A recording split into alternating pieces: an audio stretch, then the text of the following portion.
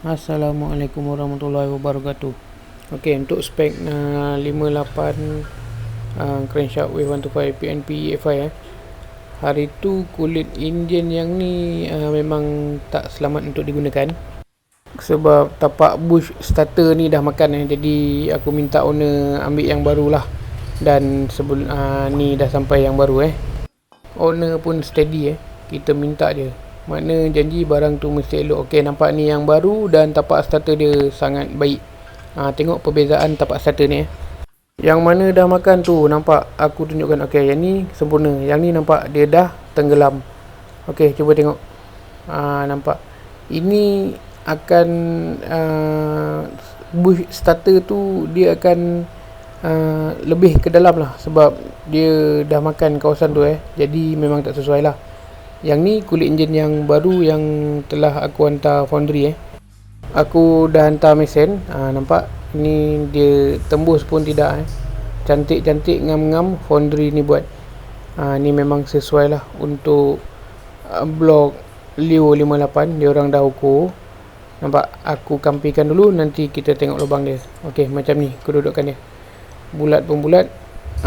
Lebih baik hantar foundry lah, kalau buat tangan ni tak berapa cantik. Yang ni slip ni asal dia 61.5, jadi untuk membolehkan kita masuk, kita jadikan slip ni 61. Tak silap aku dia lay jadikan 61.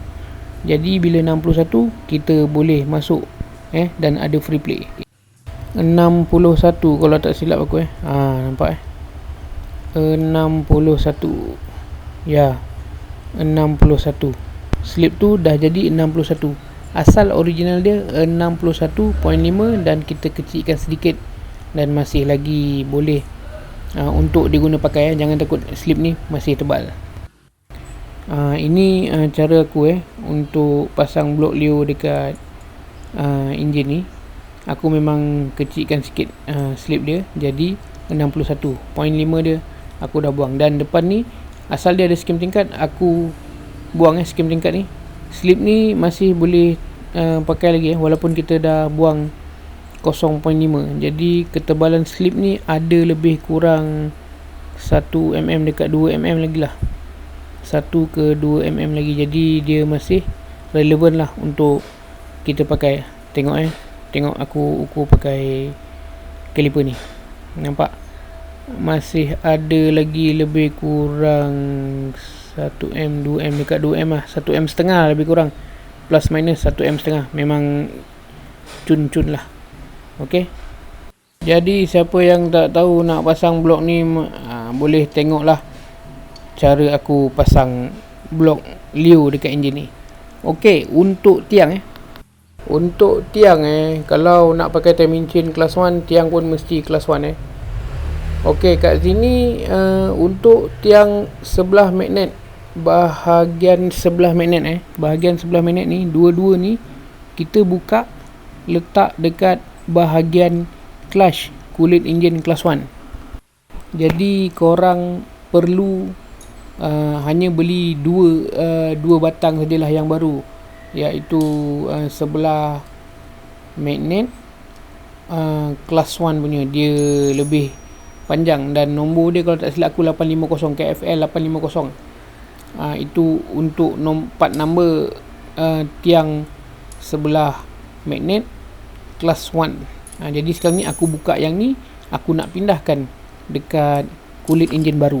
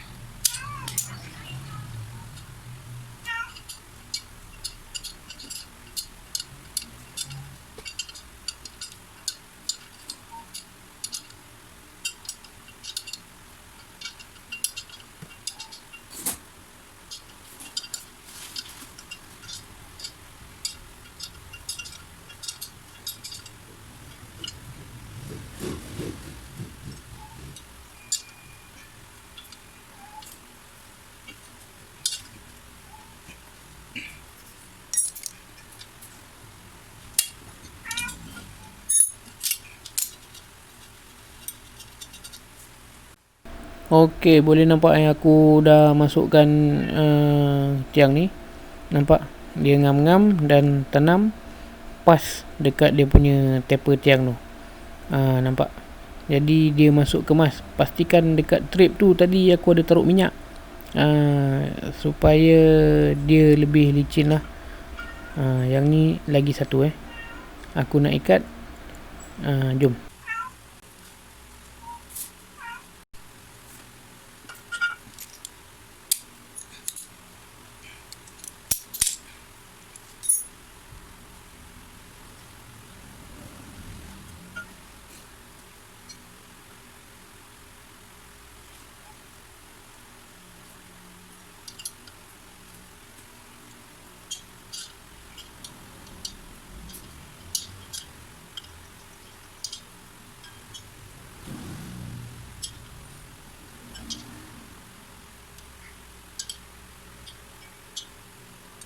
Okey, tengok tiang yang satu ni terangkat tak boleh masuk habis. Jadi aku dah tekan habis, dia memang tak boleh masuk habis. Ada dalam 2-3 biji bunga lah, yang 2-3 biji line lah yang tak boleh masuk.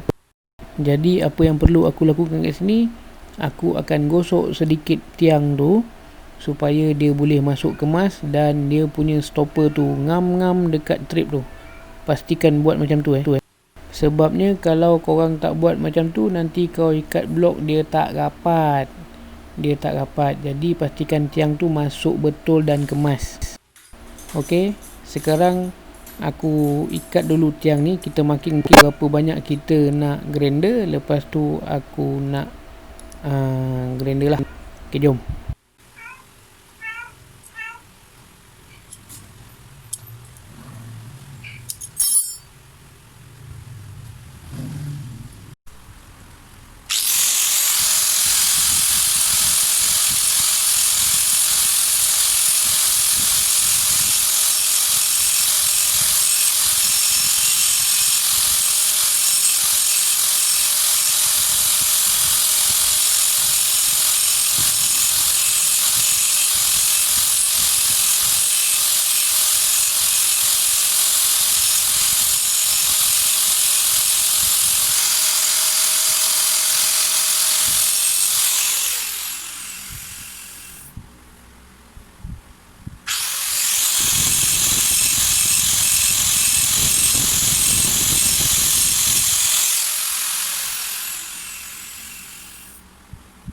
Setelah kita selesai grinder pastikan kita cuci sikit trip tiang yang kita dah grinder tu pakai nut ni.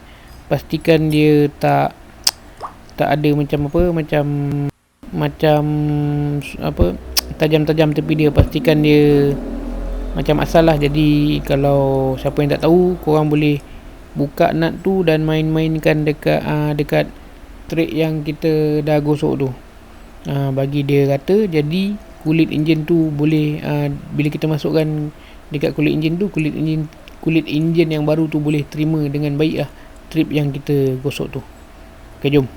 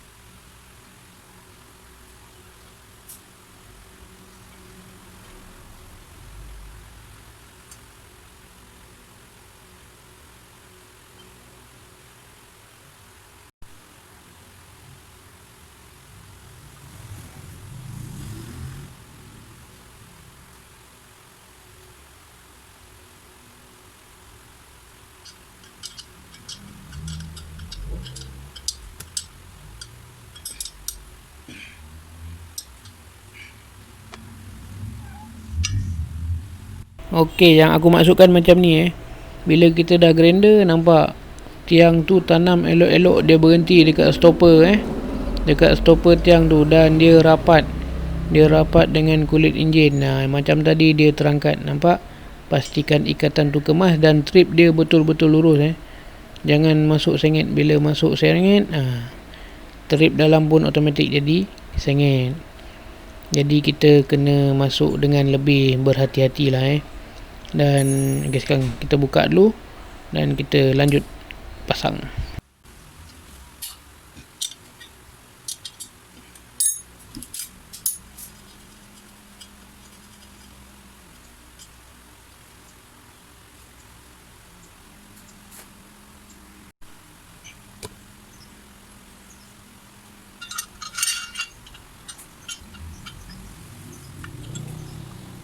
Ok, sekarang aku dah masukkan blok. Nampak dia tak rapat.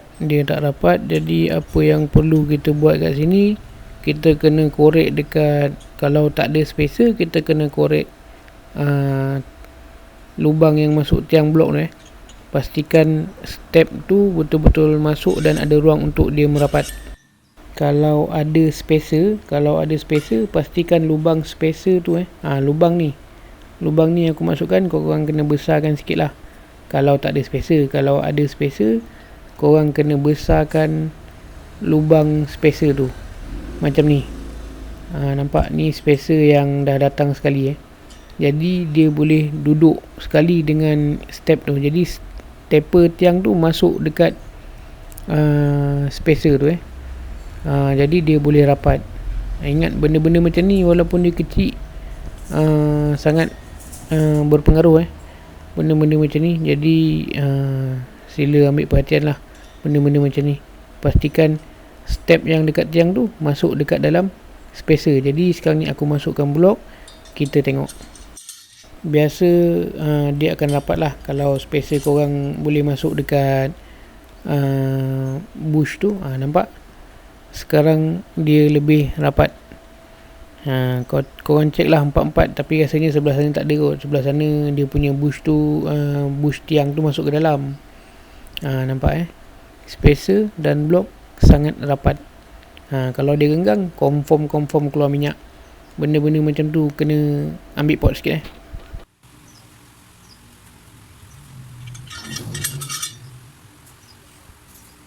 Ok, ni tiang yang aku cakap lah. KFL 850. Ini adalah tiang bahagian magnet EFI class. Dia lebih panjang lah. Lebih panjang, dan yang tiang ni kita pasang dekat casing magnet, casing sebelah magnet sebab dia punya bush tu tertanam ke dalam. Jadi memang dia perlukan tiang yang panjang supaya 4 tiang tu sama tinggi, sama level. Okay, jom kita pasang.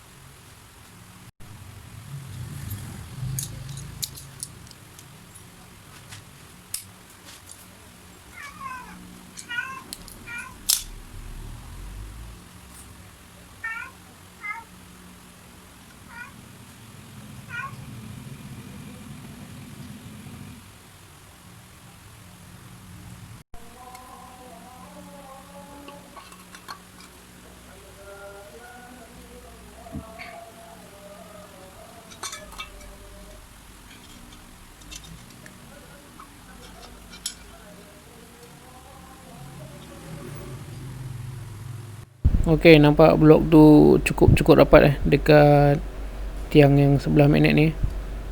Jadi untuk pemasangan tiang ni, usahakan dia lebih rapat untuk mengelakkan dari kebocoran.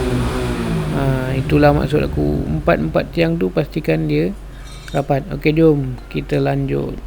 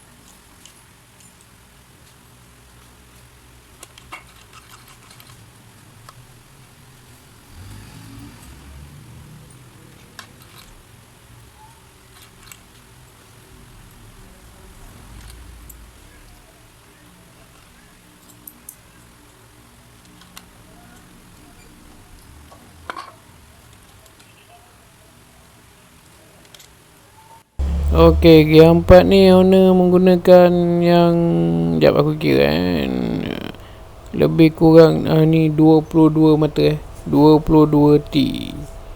Okey, jom kita masukkan gear 4 ni 22T padu ni.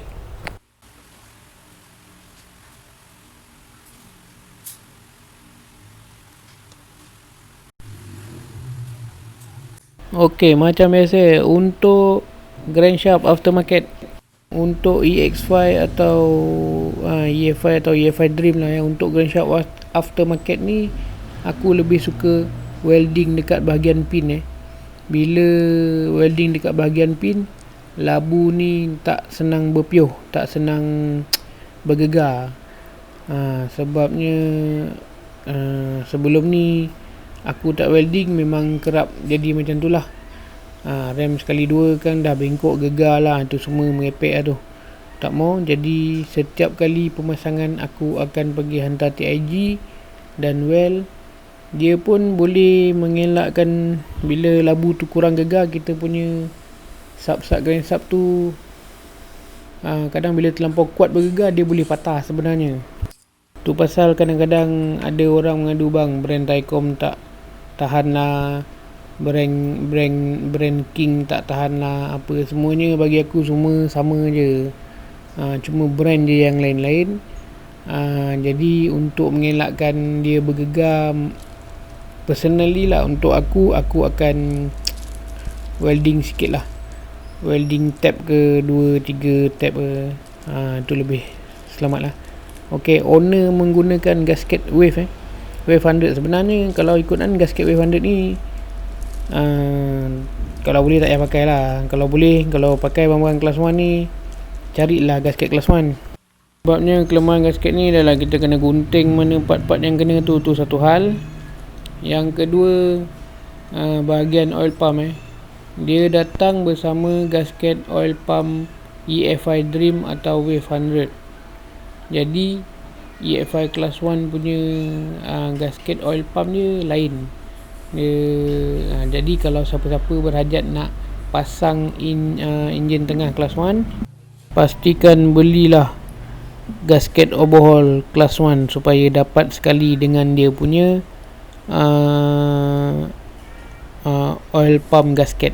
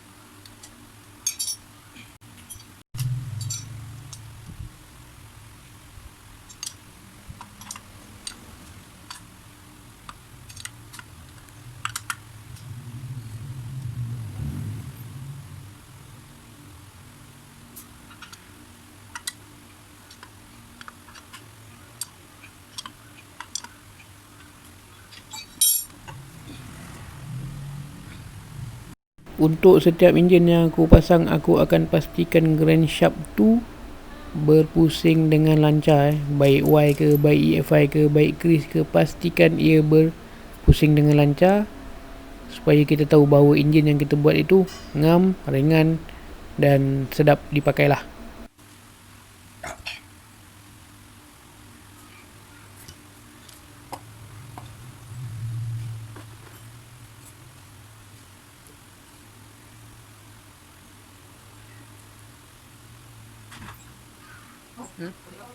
Boleh?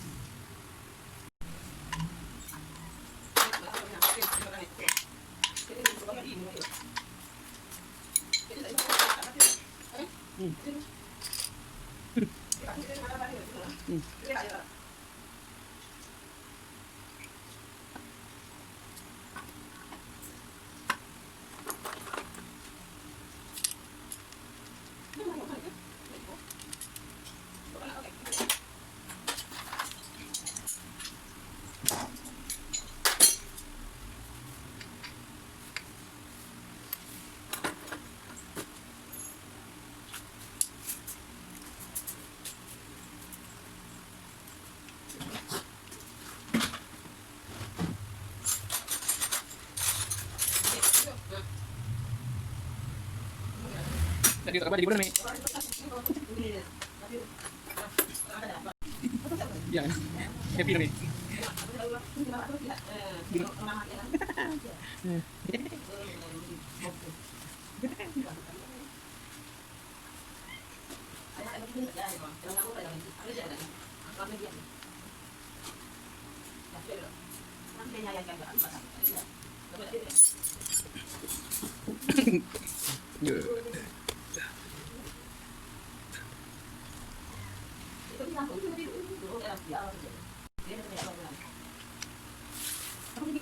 Aku tahu. Tak tengok kan orang banyak punya tadi aku lagi. Tiga tak ID kan.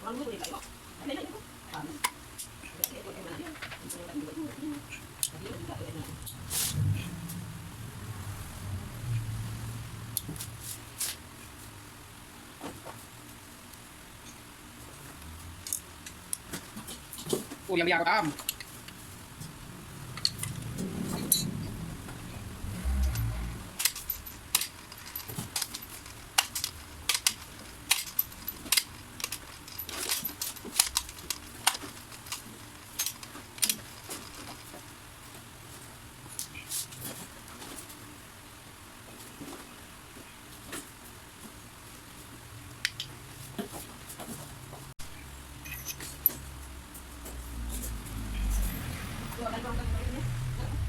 Okey, untuk auto class ni dia menggunakan auto class EF5 high power Jadi aku terpaksa hantar engineering buka benda ni buka sendirilah, boleh ketuk je keluar. Lepas tu kena rendahkan auto class tu sebanyak 5.5 mm tebal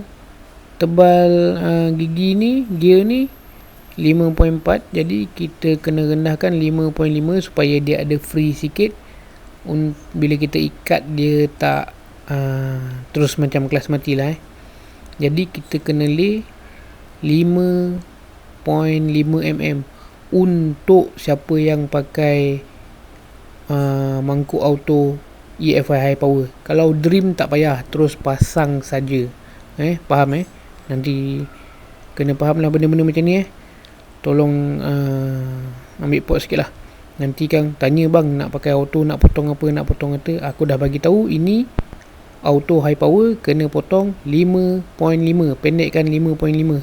Jadi aku kena buka benda ni semua dan pergi hantar foundry. Ada juga yang aku jumpa dia grinder grinder ni, tapi grinder ni aku tak syorkan lah sebab tak tepat. Kalau hantar engineering pun baru dalam RM20, RM25 lebih kurang lah kalau kat tempat aku ni. Tapi tak tahulah tempat korang berapa Okey, video ni sampai sini je dulu. Okey, insyaAllah kita akan bertemu di lain episod insyaAllah. Assalamualaikum, bye bye.